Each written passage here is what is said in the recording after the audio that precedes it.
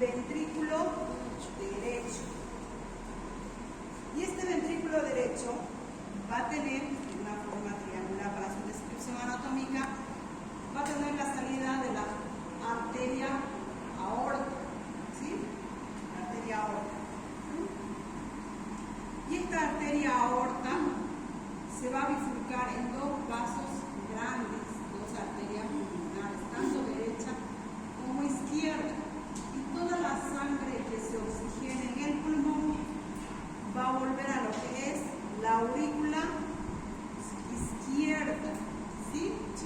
Esa es su mecánica, está retornando. Y obviamente que no está retornando en sus 4.000 o 5.000 cc, son cantidades fraccionadas, ¿no?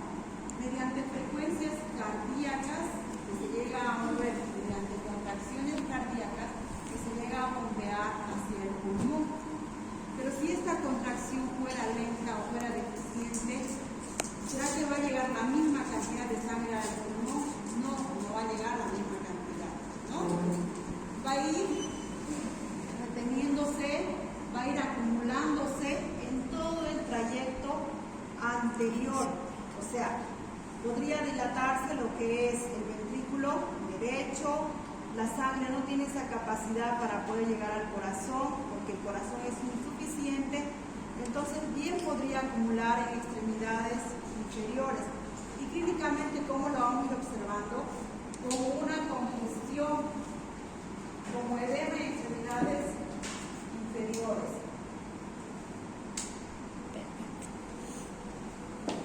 Cuando ya la sangre vuelve del pulmón, ¿sí? Si una vez estuviera oxigenado y el ventrículo derecho estuviera con una capacidad normal, entonces mediante una recarga telesistólica, ¿se acuerdan, cierto? De fisiología, que es la dilatación máxima de la diástole, acumulando la cantidad de sangre que llega, si le hacemos diastólica, va a mandar a todas las extremidades del organismo para que pueda nutrirse. Esa es la mecánica a grosso modo, ¿cierto?, de cómo es el movimiento vascular. Dos cavidades auriculares, dos cavidades ventriculares, todo lo que es las cavidades derechas, si es que fuera insuficiente a causa de una de esas cavidades, bien, podemos hablar de insuficiencia cardíaca derecha, si en el otro lado, insuficiencia cardíaca izquierda, cada uno tiene manifestaciones clínicas diferentes, ¿listo? Entonces, entrando a lo que es la definición, se considera como un síndrome clínico, ¿ya?, caracterizado por un conjunto de signos como resultado de un deficiente gasto cardíaco. Síndrome clínico como resultado, ¿no?, de un insuficiente gasto cardíaco, haciendo que se activen mecanismos de compensación vascular, tanto neuromorales. Últimamente la parte neuromoral ha ganado un gran espacio en cardiología, las famosas enzimas natriuréticas que llegan a regular el funcionamiento cardíaco. Bien, entonces, como definición, es un resultado de un gasto cardíaco insuficiente. Dentro de la epidemiología, entonces, esto es según Harrison, la Organización Mundial de la Salud, tiene una alta frecuencia en gente mayor, ocupa 20 millones de personas afectadas en el mundo, prevalencia adultos, ¿sí? Incrementa con la edad, afecta de 6 a 10% de la población en mayores de 65 años.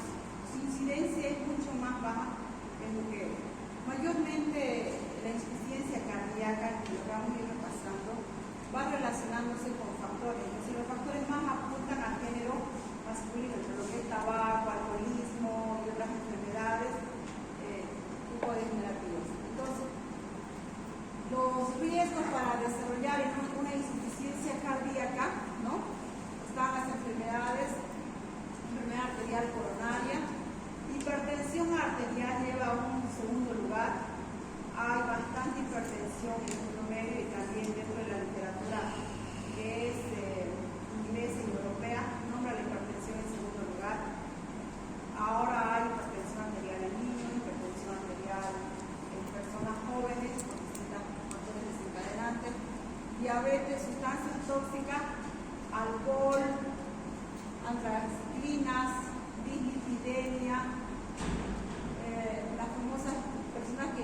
mayormente taquicardias continua, hipertiroidismo, obesidad, síndrome metabólico, sedentarismo, apnea y obstrucción. La obesidad, sedentarismo, últimamente se van relacionando bastante. Nosotros no ocupamos, por lo menos en primer lugar, en lo que es la América Latina, está México como uno de los primeros lugares con obesidad. Pero considerando obesidad, un 30% de un 100 en Bolivia sí tiene la enfermedad genética no transmisible considerada por ustedes. ¿Ya? Factores desencadenantes de la insuficiencia cardíaca. Nosotros éramos factores de riesgo. ¿Qué es lo que le llega a desencadenar?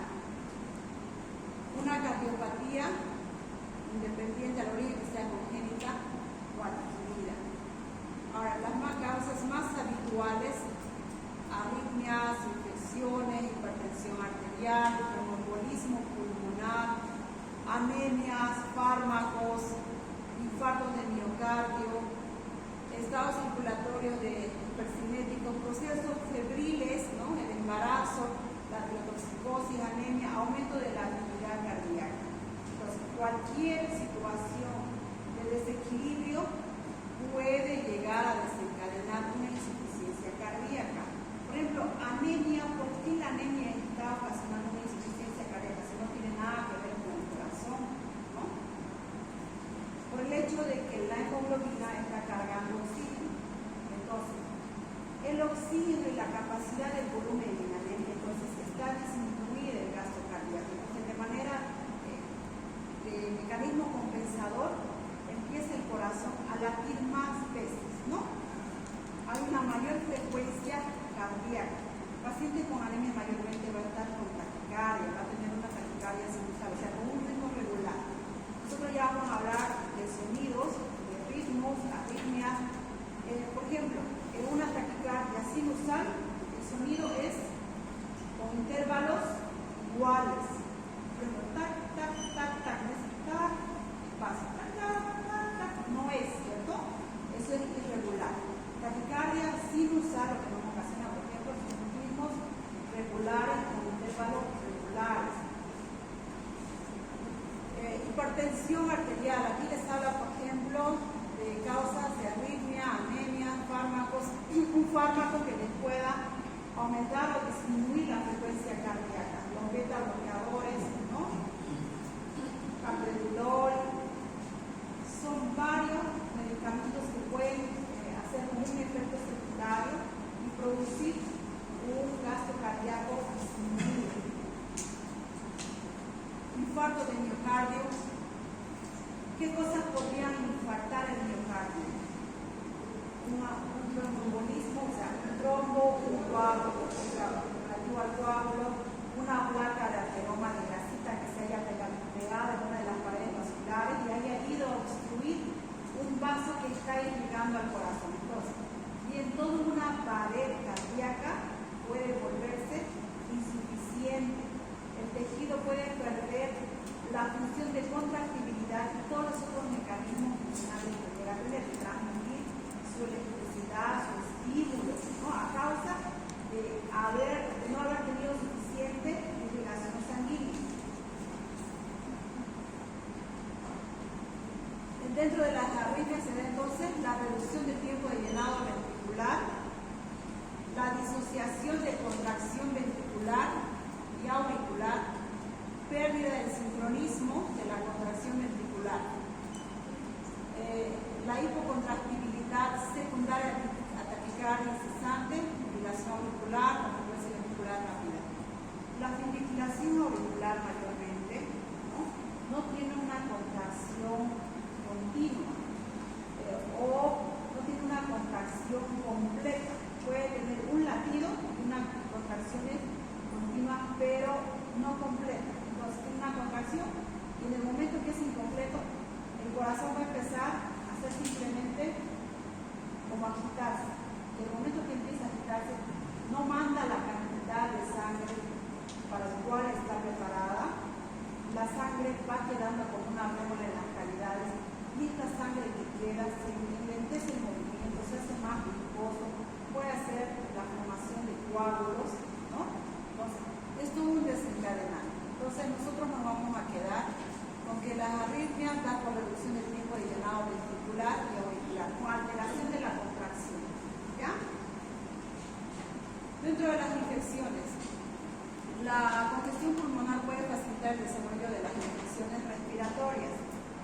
Si bien la infección puede desencadenar una insuficiencia cardíaca, ahora la asociación de fiebre, taquicardia, hipoglucemia o aumento de las demandas metabólicas es determinante para la sobrecarga, ¿no?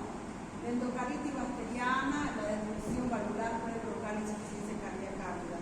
Bien, nosotros hemos hablado cuando hay alguna infección pulmonar, bien puede tener un origen externo y por vías respiratorias superiores o una interna donde ha llegado por siembra, por continuidad, vía hematógena, ¿no? Dentro de eso también los tejidos cardíacos no están exentos de poder tener un proceso infeccioso. Para manera de compensar cuando hay una mecánica metabólica acelerada, a manera de compensación también entra en una arritmia cardíaca de una taquicardia.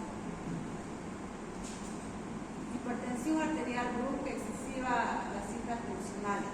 Esto hace, o sea, la presión hace que tenga más llegada cantidad de sangre hacia el corazón, llegando a inducir a engrosamiento de las paredes del ventrículo izquierdo.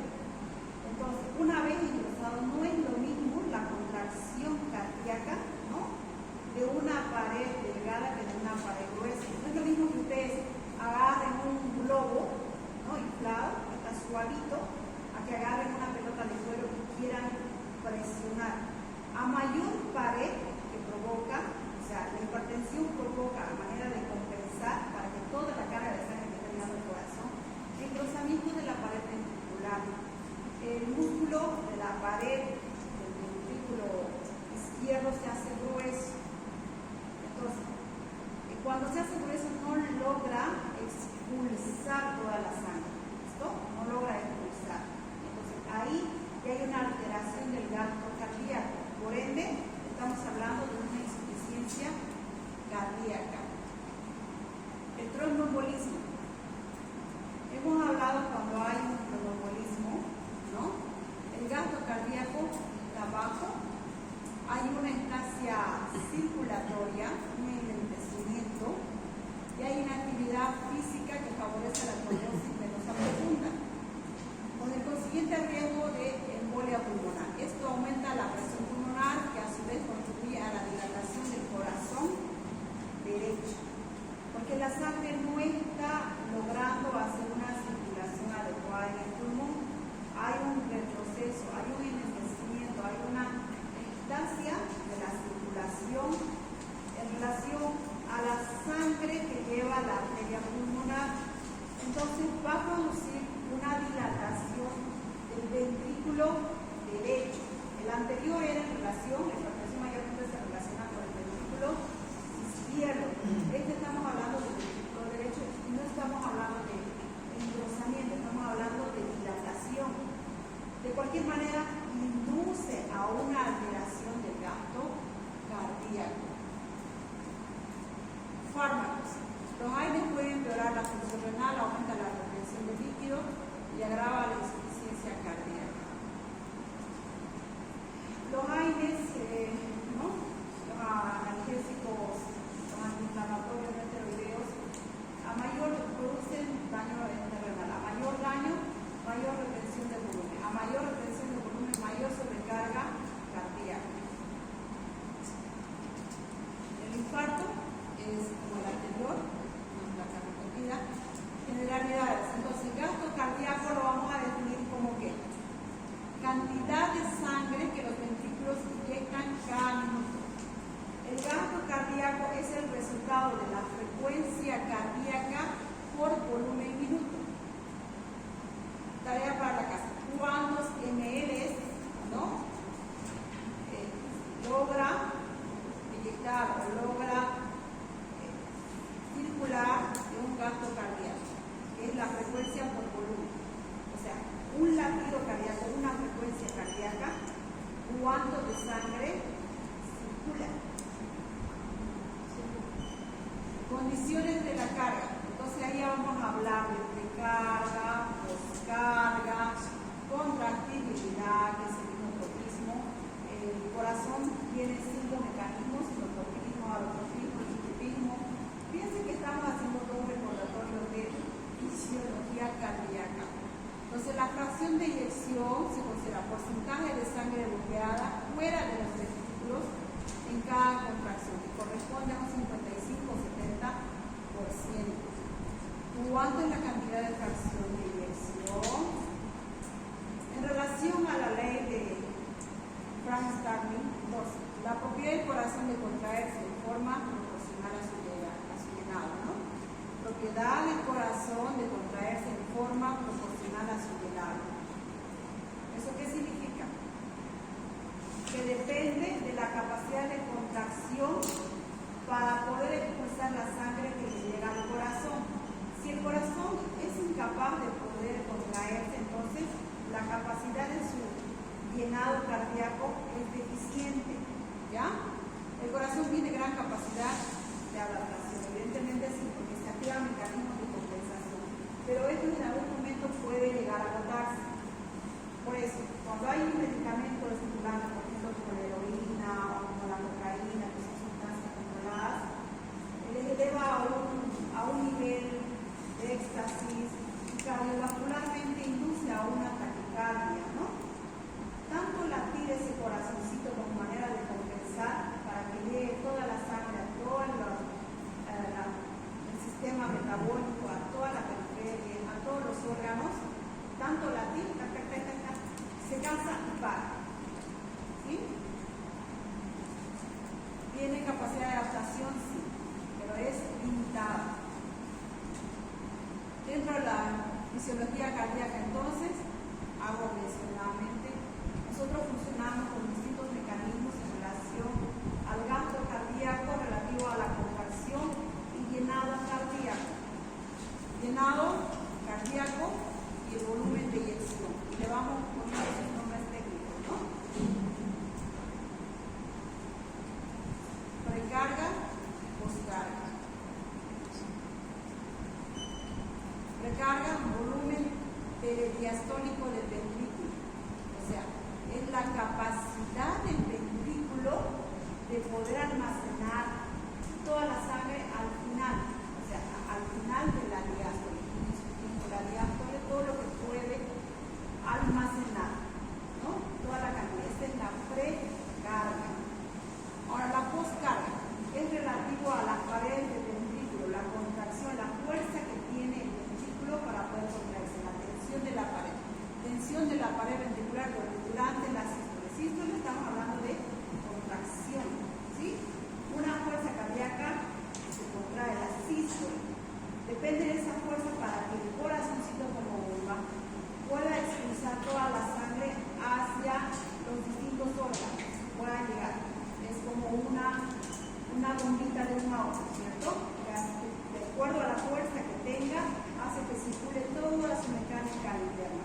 Entonces, dentro de estos mecanismos, la precarga es la cantidad de sangre que le va a llegar ¿a dónde? Al ventrículo. ¿En qué periodo? En el periodo de la diástole, cuando ya está finalizando, entonces, toda esa capacidad de sangre. Pero si el ventrículo, las paredes están engrosadas, el espacio ventricular interno ya es pequeño, ¿cierto? Entonces su capacidad está disminuida. O su capacidad está aumentada si es que está dilatado el ventrículo. Entonces, lo queremos saber al final de la diástole, ¿cuánto es esa precarga? Y se da relativo a eso. Para que pueda haber un funcionamiento adecuado, ¿no? Hablamos de ciertos mecanismos, aquí falta el isotropismo, que es el plasmar el crecimiento total del corazón.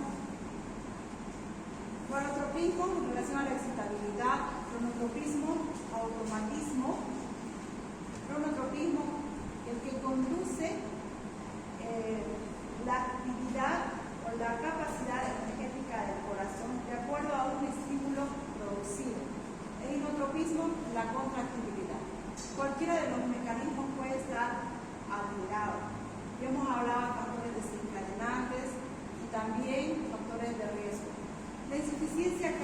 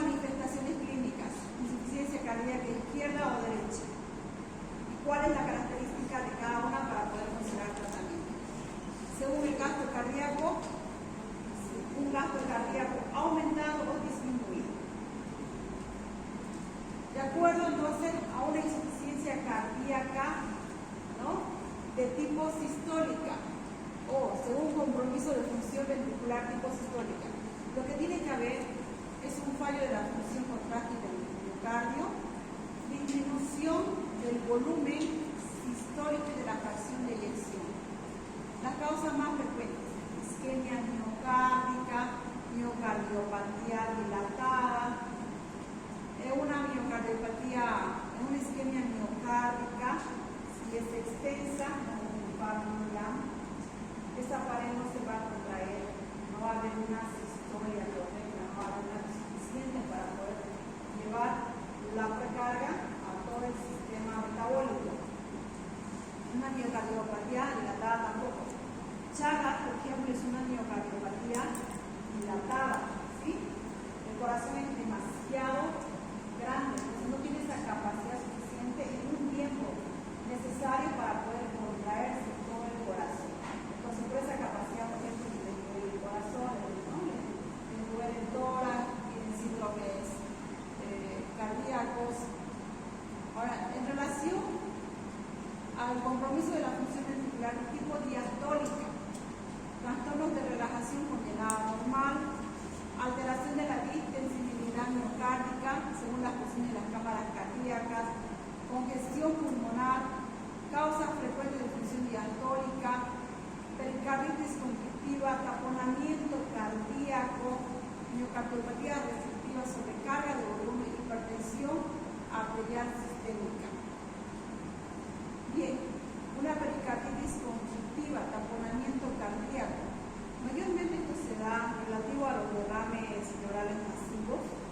Lo que hemos llegado a ver sobre todo es por hipoalbuminemias, ¿no?, que hay un derrame pericárdico alrededor de lo que es el miocardio, de acuerdo a la capa del corazón. Entonces, el líquido que está por sobre el músculo endocárdico, no deja poder contraerse el corazón. Entonces, lo que tienen que hacer es un drenaje pericárdico, igual como drenaje pleural, un drenaje pericárdico, para que el corazón tenga el espacio suficiente para poder contraerse, o sea, para poder dilatarse. O sea, lo está presionando tan extremo el derrame pericárdico, ¿no?, que no deja poder hacer su dilatación suficiente, no puede extenderse, porque todo el líquido que está a su alrededor por ese derrame no está dejando que se dilate. Cuando hay una dilatación, ¿cierto?, las paredes entran a un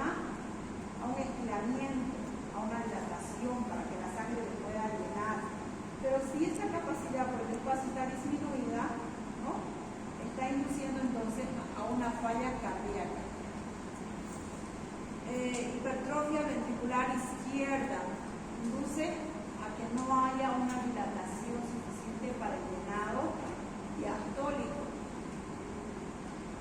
Aguda, relación a tiempo, consideran 2 semanas, ¿sí?, y las crónicas después de 2 semanas. Infarto agudo del miocardio y sus complicaciones mecánicas. Puede ser las causas más frecuentes: trombóticas, las viscosidades sanguíneas, toda nuestra fibra, por ejemplo, tiene por la poca oxigenación de la sangre es mucho más viscosa, tiene alta frecuencia de poder formar trombos. Ahora, por más que sea una persona delgada, no sea obesa, puede tener un infarto, por más que las causas principales sean obesas. Obesidad tampoco no es sinónimo de tener triglicéridos altos, ¿no? Puede ser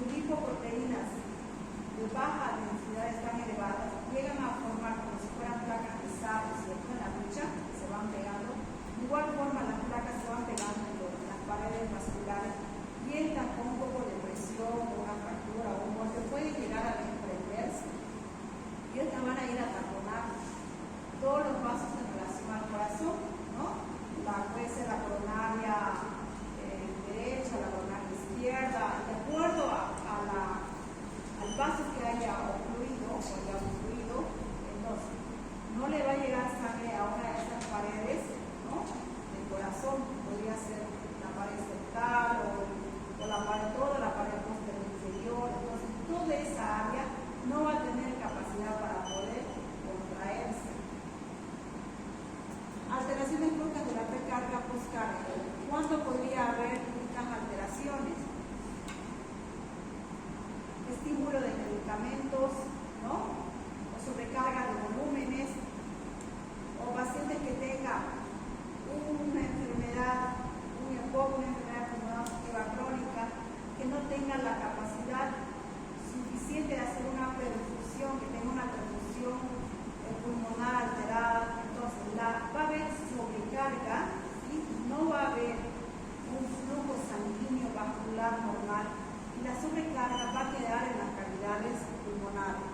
Disminución de la cantidad miocárdica frecuente que lleva una falla cardíaca. Mayormente en estos casos predominan los síntomas de congestión pulmonar y bajo gasto cardíaco, ¿no?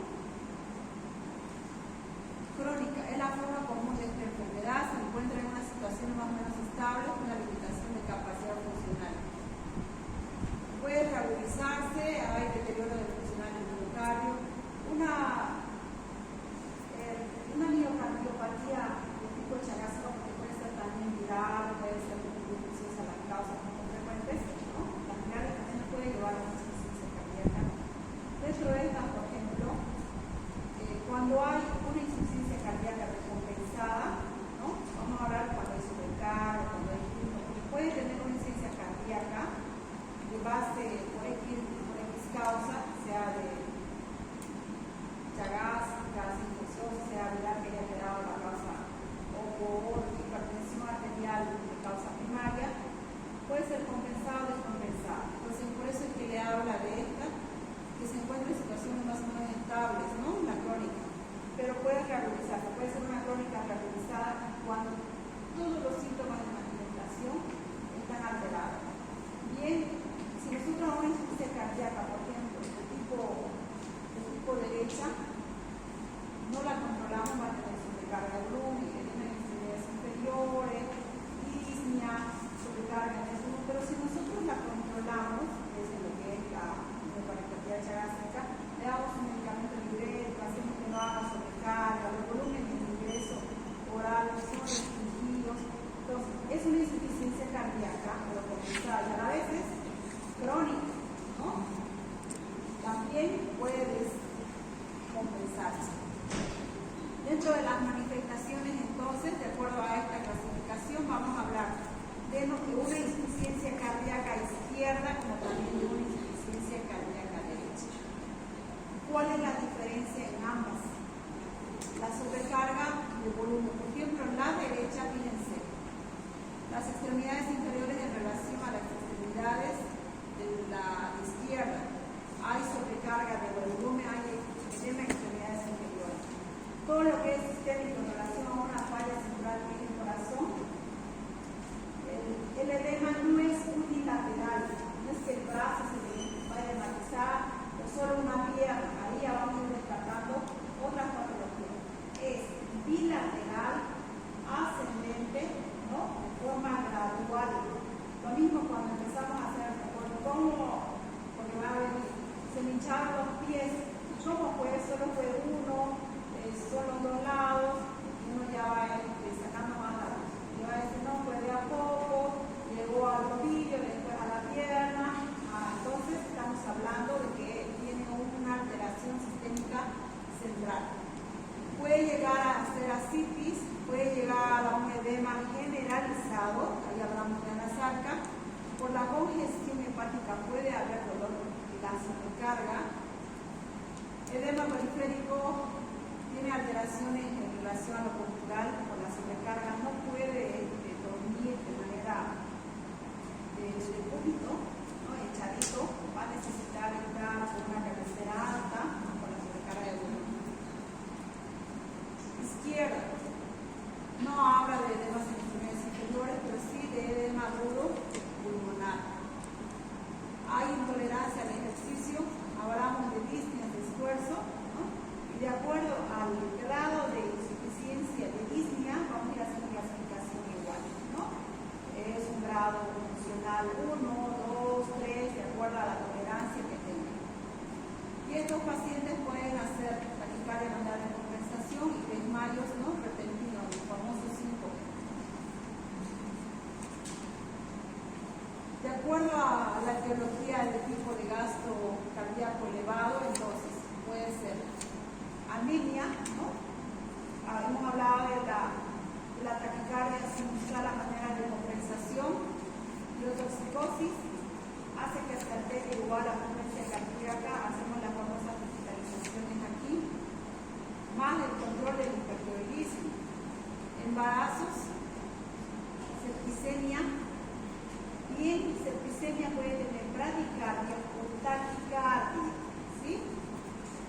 cualquiera que pueden oír, foco infeccioso, foco abdominal, un pie diabético infectado, algo que ya la infección no se haya controlado de manera local y haya llegado al sistema vascular, se esté diseminando de manera hematómica.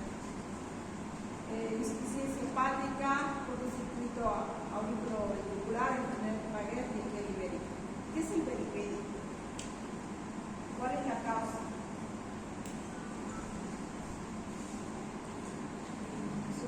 Un punto extra para que me digan, pero similar al celular.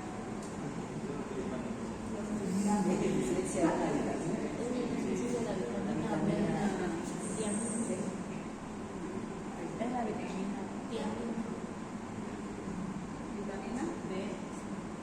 B12.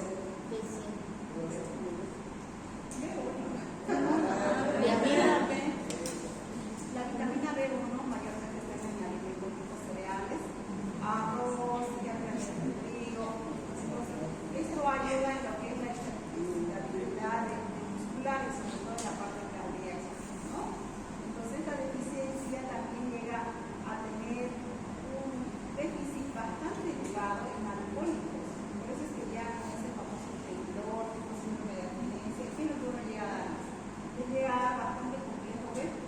No por los complejos que llegan a ser, sino rescatando lo que es la B1, ¿no? Porque como B1 no lo encontramos mucho en el mercado, lo encontramos como complejo B, no lo encontramos mucho por separado.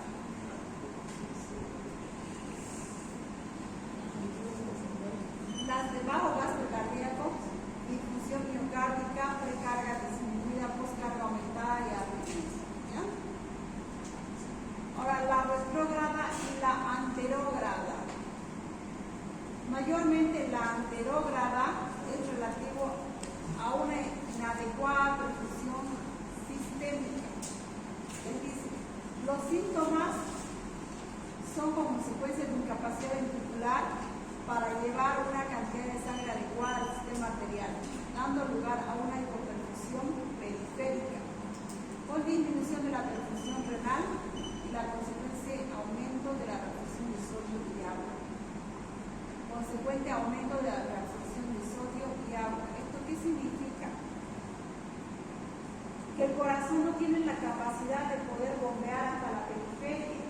Entonces ahí es donde vamos a ver una cianosis periférica y como no tiene esa capacidad de poder hacer que toda la sangre circule, va a haber una sobrecarga en las extremidades. Es de este tipo también que se relaciona con una disminución de la perfusión renal. O sea, no hay esa capacidad del corazón para que pueda llevar al cerebro para que tenga una filtración, ¿no? La capacidad está disminuida. Entonces, ahí vamos a hablar de insuficiencia renal. El agua que tiene que eliminarse no se está eliminando. Puede entrar a una anuria, a una oligoanuria, y es, ¿no? Un círculo. A mayor esta alteración, mayor hipoperfusión. No tiene esa capacidad. En cambio, el retrógrado les dice, los síntomas vienen dados por la incapacidad del ventrículo para impulsar la sangre suficiente hacia adelante, con el consiguiente aumento de las presiones de volúmenes en relación a congestión venosa, edema pulmonar, hepatomegalia, edema alveolar, ¿no? Perfusión, congestión.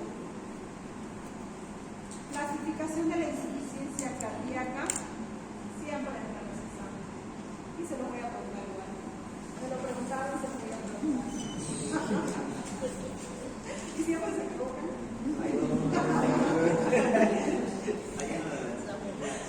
Entonces, esto es de acuerdo a la sección de cardiología de New York, que les clasifica en tres, ¿listo? Una insuficiencia cardíaca clase 1, clase 2, clase 3, pero relativo a qué? ¿En relación a qué? En relación a limitantes de actividad física. En la primera les dice que no hay alteración de la actividad física, no hay limitación para la actividad física habitual. Puede subir la grada, puede caminar, no hay. ¿Cómo voy a saber que hay alteración? Relativo a la disnea, ¿ya? A la fatiga respiratoria. ¿Qué es la disnea? Sensación subjetiva de falta de aire. Bien. La clase 3, insuficiencia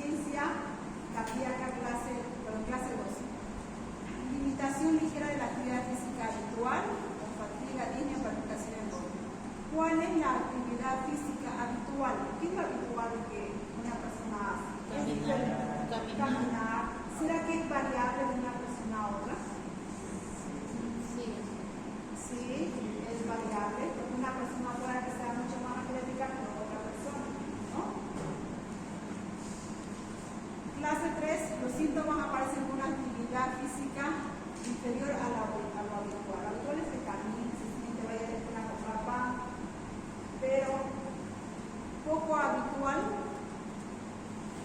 ¿A qué me estuviera refiriendo? ¿De qué estaría hablando? En vez de ir a la esquina, ¿no?, de caminar una cuadra, voy a ir 2 cuadras. Entonces ya voy a sentir esa fatiga. Estoy haciendo algo fuera de lo acostumbrado, o está haciendo fuera de lo acostumbrado esa persona, ¿no? O no vivía en una planta de gradas, se mudó a un domicilio con gas. Entonces está haciendo algo fuera de su ambiente, lo habitual. En eso que va a subir escalones, entonces ya siente fatiga, ¿no? Clase 4. ¿Es la misma que la mía? Línea. Pues relativo a la línea, la fatiga respiratoria.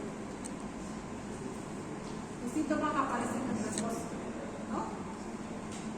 Por ejemplo, la clase 3, alteración a lo habitual es que se reía, sienten cansancio al ver. Y ese cansancio, en realidad es la línea, ¿ya? La sensación de la falta de aire. Después de respirar, para poner respuesta, por eso paciente con una insuficiencia cardíaca severa, la alimentación debe ser fraccionada, por el hecho de que no se agote, ¿no?, al ingerir, porque usa mucho, hay mucho gasto cardíaco en la parte metabólica, se ha disminuido. Clase 4 en reposo. Es estar echadito, estar sentado, tiene esa sensación de falta de luz. ¿Sí? De mucha dignidad. Entonces, las manifestaciones clínicas del cuadro clínico es, por lo general, disnea, octornea, disnea paroxística, se habla de un asma cardíaco. 2. La tos, fíjense que no estoy poniendo productiva. Entonces estamos hablando de una tos seca que no tiene estructuración. Micturia, se va a levantar muchas veces en la noche orinar. Sudoración, la diaforesis. Bien, diaforesis o sudoración excesiva son causas principales. Insuficiencia cardíaca, hipoglicemia, ¿no?, o hipotensión, son las más frecuentes por las que podría estar diaforética. Hay otras también, digamos, ¿no? Exámenes, las novias, se llevan todo diaforéticos y otros. Pero este tipo es mucho más, esta diaforesis es mucho más intensa, más notoria. Fatiga de cansancio, sensación de fatiga o debilidad muscular o inespecífica, pero con síntomas comunes de insuficiencia cardíaca. Hepatalgia por la congestión. Cuando hay una insuficiencia cardíaca derecha, sobre todo hay una sobrecarga de volumen en enfermedades inferiores y es ascendente, donde se almacena mayormente en el hígado. Una vez que se, por ejemplo, una cardioplegia congestiva, ¿no?, y es ahí donde erramos mucho, damos analgésicos, ¿no?, en realidad es hacer disminuir la carga, y es los diuréticos. Insuficiencia cardíaca izquierda se produce con claudicación de las cavidades izquierdas por hipertensión, cardiopatía isquémica, cardiopatía mitral, aórtica, miocardiopatía, sinocarditis y sobre todo predomina la congestión vascular pulmonar, ¿no?, a diferencia de la derecha. Ya van con ¿cuál es la diferencia entre insuficiencia cardíaca derecha y izquierda? ¿Ya? Porque en lo que es la parte ya de ejercicio van a tener que pasarse más que todo en esta clasificación izquierda-derecha y de acuerdo al van a usar la medicación. Insuficiencia cardíaca izquierda, sobrecarga pulmonar, arritmia paroxística, inquietud incrementa en la presión hidrostática, aumento de la presión hidrostática de los capilares pulmonares, disnea de esfuerzo, ¿no?, taquicardia, cianosis periférica. En cambio acá hay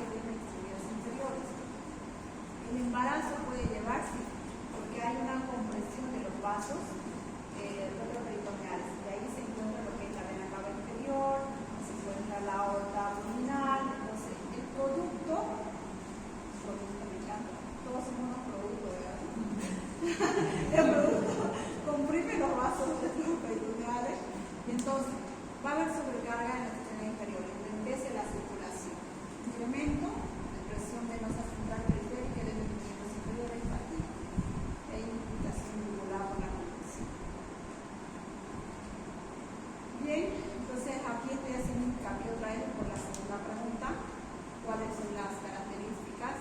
La derecha, irritación yugular, disnea, hepatomegalia congestiva, hay edema duro, cianosis, ascitis, oligoanuria, constipación, meteorismo, diarrea. En cambio, en la izquierda, cansancio, tornea, taquicardia, factores excitantes. El doctor derecho podría haber un galope un poco de la punta, puede ser mixta. No vamos a hablar de la vamos a hablar de derecha y de izquierda. Criterios, tercera pregunta de insuficiencia cardíaca. Ya se las estoy lanzando las preguntas de este tema. Los criterios de Framingham nos ayudan a hacer los diagnósticos utilizando criterios, por el hecho de que el diagnóstico es sindrómico clínico. ¿Listo? Tiene que haber muchos criterios, ¿no? Es la reunión de muchos criterios para determinar una insuficiencia. Criterios mayores, criterios menores. Dentro de los criterios mayores, ¿no? Línea paroxística nocturna autodiana. Hay en la noche, sobre todo, ¿no? Se desencadena la dificultad respiratoria, tornea, que no puede dormir, echar el sorretito, que necesita 2 o 3 cabeceras de lo habitual. Una vez que se lo echa, entra en una fatiga respiratoria severa. Dice, no, yo prefiero dormir así porque me siento más que no me falte el aire, ¿no? Distensión venosa yugular, la yugular está distendido un vaso grueso que va a haber un latido de distensión yugular. Crepitantes pulmonares, estos crepitantes mayormente son de grado muy bajo. Ustedes lo van a escuchar con el microscopio como si fuera un burbujeo, como cuando la caldera está hirviendo, ¿listo? O como cuando ustedes van a soplar una bombilla, un refresco del agua. Entonces, ese sonido tienen que grabárselo. Cuando ustedes vienen a escuchar, se escucha a simple audición cuando se acercan al tórax. Entonces estamos hablando de una congestión pulmonar. Galope 3, fluido 3, y es un fluido finito cuando hay una alteración de una depresión de la ST en relación a la función cardíaca que lo vamos a desarrollar más adelante. Galope, ¿no? Fluido 3. Cardiomegalia clínica, lo vamos a ver en la radiografía detrás sobre todo. Edema pulmonar agudo clínico en radiografía, hemos hablado en relación a edema, se ve sobre todo bilateral, ¿no? Diseminado, son las famosas alas de la mucosa. Reflujo hepático yugular, disminución de peso mayor a 4.5 kilos en respuesta al tratamiento de insuficiencia cardíaca. Estaba con sobrecarga, empezamos con los diuréticos, entonces, ¿cuánto ha disminuido? Lo vamos a hacer equivalente a peso. Digamos, está con sobrecarga, ¿no? Su pie es edematizado, empezamos con semillas, con ciprofloxacina, con lo que ustedes estén de acuerdo a los electrolitos que tengan, y los vamos a pesar. Entonces, si está pesando 55 punto I, pues estamos hablando que hay respuesta. Entonces, corresponde, es un criterio mayor. Criterios menores: tos nocturna, disnea de esfuerzo, taquicardia, 120 latidos por minuto, edema mareolar bilateral, derrame pleural, hepatomegalia, disminución de la capacidad, 1/3 de la máxima restringida. Para el diagnóstico de ICC se requieren 2 criterios mayores o uno mayor y 2 menores. La pregunta puede ser: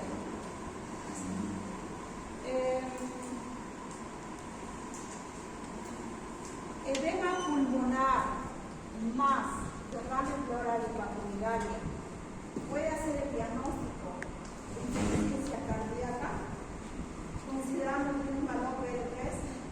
Sí. Solo les voy a pedir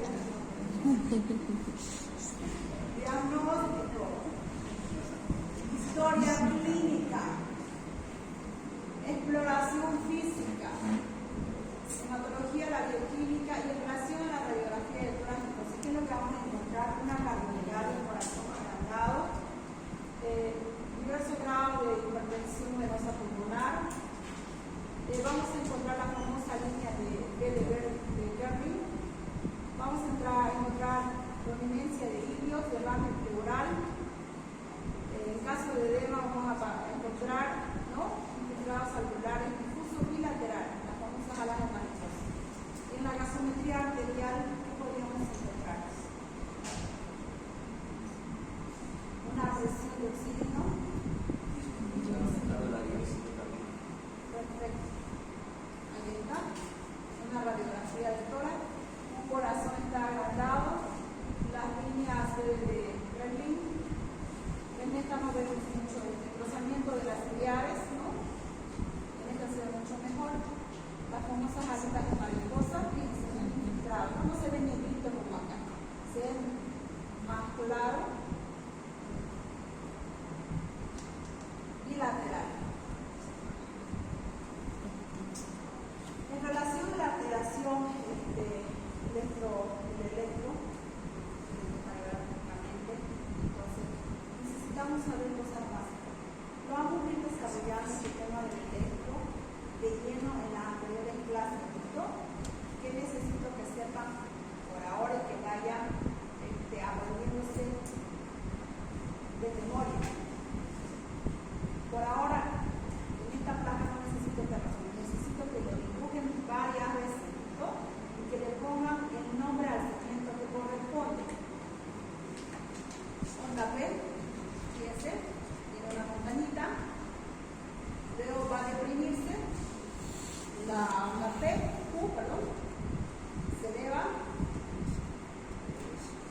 R, S para abajo, eléctrica y la T.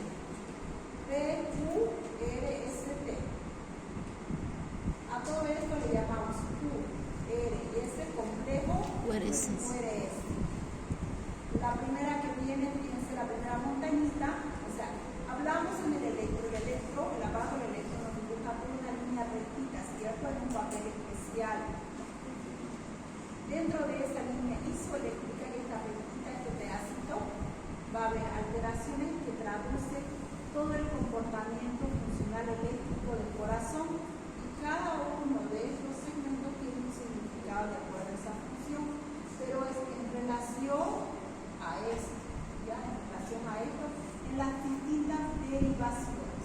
Entonces, si repito, isoeléctrica, ¿sí?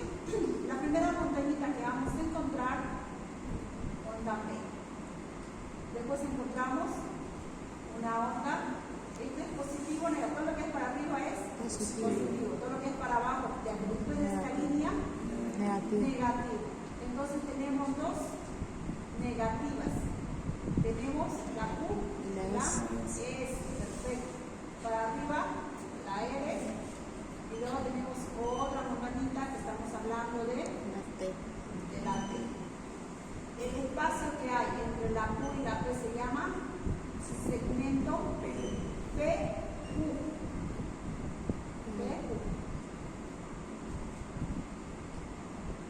Aquí está tomando la E de más, ¿no? Sí. En este segmento de acá, fíjense, de la S aquí le voy a explicar para no enredar. Aquí estamos hablando de la onda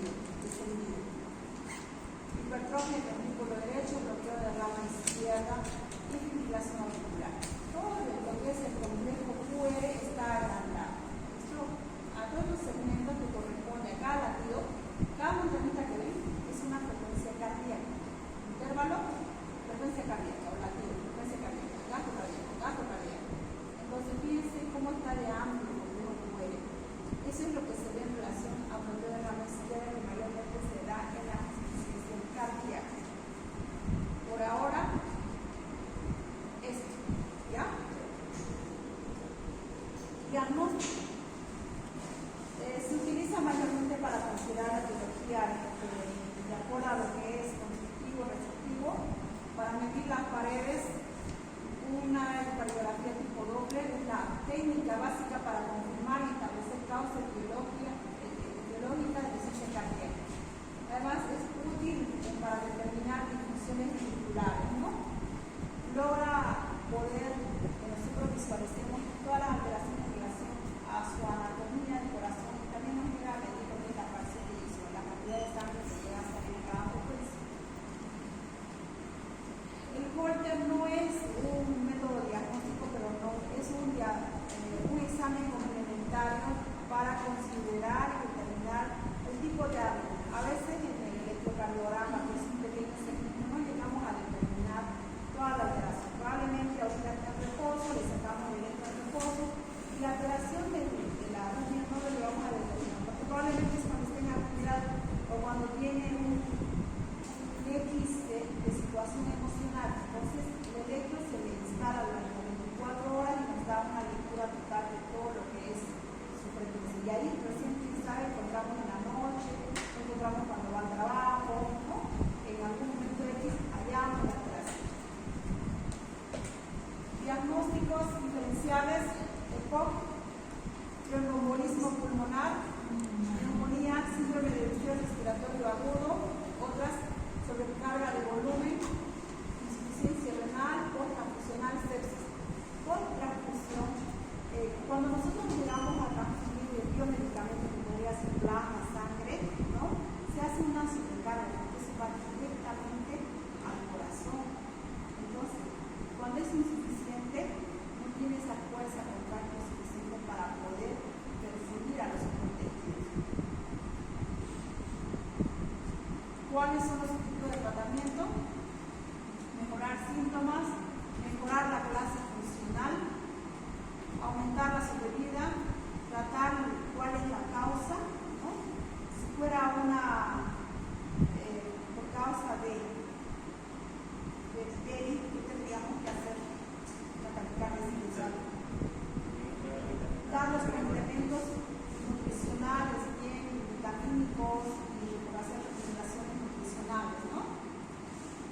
Si es de causa del embarazo, si ha llegado a una insuficiencia cardíaca severa que está en relación a lo que es la parte vital, tanto del producto como de la madre, entonces seguramente, de acuerdo al médico de gestación, se tendrá que hacer un tratamiento farmacológico. Entonces, ¿cuáles son los desencadenantes? Sí, los medicamentos es importante poder revisar. No todos respondemos de igual forma, ¿ya? Entonces, el ejercicio es bueno, pero no le van a decir a una persona de 70 años, ¿no? Que haga una dieta atlética. Entonces, no, de acuerdo a su tolerancia, entonces van a hacerle la orientación. Tabaco, ¿no? Suprimir la dieta, reducción de peso, que llegará a encontrar con un nutricionista, si no hay, hará la orientación de baja caloría. Alcohol es un cardiotónico alumogénico, por lo que debe desaconsejar su ingestión, ¿no? En la dieta, resumen de esto, les habla en relación a reducción de kilocalorías, reducción de peso, la restricción de líquidos en caso de que hubiera congestión, que también se hace la restricción de cloruro de sodio, que es la sal. En relación a lo que nosotros llegamos a utilizar, entonces se considera 1 gramo de sal por día. En relación a la restricción de líquidos también se considera de 800 a 1 litro, a 1000 cc. Mayormente nuestro metabolismo funciona con este 500 a 1000, pero nosotros necesitamos hacer una restricción. Dentro de las medicaciones está el uso de diuréticos. Sí. El famoso es la furosemida, ¿listo? Entonces, de cada medicamento para su vida ya médica, de cada medicamento vayan aprendiendo 3, ¿no? O 2 para empezar, luego van complementando. Diurético, lo más utilizado, furosemida. Lo malo de la furosemida, muy independiente, que sea muy bueno, que hace descarga, que hace que disminuya los demás, hace depresión de potasio. Entonces puede entrar a una hipocalemia papel puede en su organismo ayudar en las contracciones musculares? Puede haber flacidez, distintas falencias, ¿no? En cambio, el espronolactona es descartador de potasio, también diurético, pero con una acción más lenta. Y el gas es el abril, captopril, losartán, beta-bloqueadores, nifedipino, ¿no? Peptidonatiuréticos recombinantes, todavía no lo tenemos en el mercado de gran cantidad, vasodilatadores hidrotrópicos, hidropreciados, los podemos utilizar. Bien.